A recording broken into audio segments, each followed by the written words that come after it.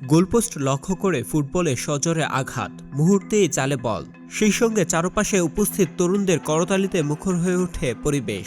এভাবেই মাঠে নেমে ফুটবল খেলায় অংশ নিয়ে তরুণদের অনুপ্রেরণায় ভরসার বার্তা দিলেন সিলেট ৬ আসনের সংসদ সদস্য প্রার্থী মোহাম্মদ সেলিম উদ্দিন। বিয়ানীবাজার ইনডোর স্টেডিয়াম উদ্বোধনের সময় এই দৃশ্যটি ক্যামেরাবন্দী করেন নেটিজেনরা।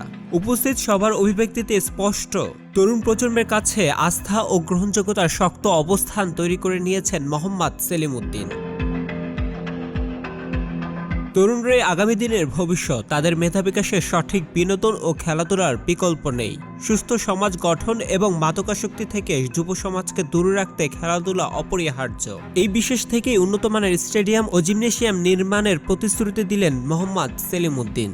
যুব সমাজকে সাথে নিয়ে বিয়ানীবাজার গোলাপগঞ্জে ওদের যা চাহিদা, তাদের এবং তাদের পরের প্রজন্মের জন্য যা কিছু দরকার সেগুলো আমরা একসাথে মিলে করবো ইনশাআল্লাহ। ইতিমধ্যে তিনি ক্রিকেট টুর্নামেন্ট, ব্যাডমিন্টন ও ফুটবল টুর্নামেন্ট সহ নানা রকম ক্রীড়া কর্মসূচি সফলভাবে বাস্তবায়ন করেছেন, যা তরুণদের মাঝে ব্যাপক সাড়া ফেলেছে।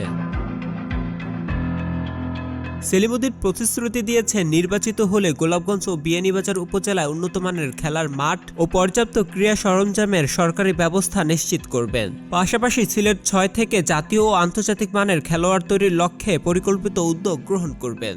ফুটবল, ব্যাডমিন্টন এবং তারা আমাকে অনেকগুলো দাবিও জানিয়েছে। আমি বলেছি যে ভালো ভালো খেলার মাঠ করে দিব এবং ক্রিকেট সহ বিভিন্ন খেলার যে উপকরণগুলো লাগে, যেগুলো দরকার হয়, এগুলো তাদের জন্য আমি করে দেব।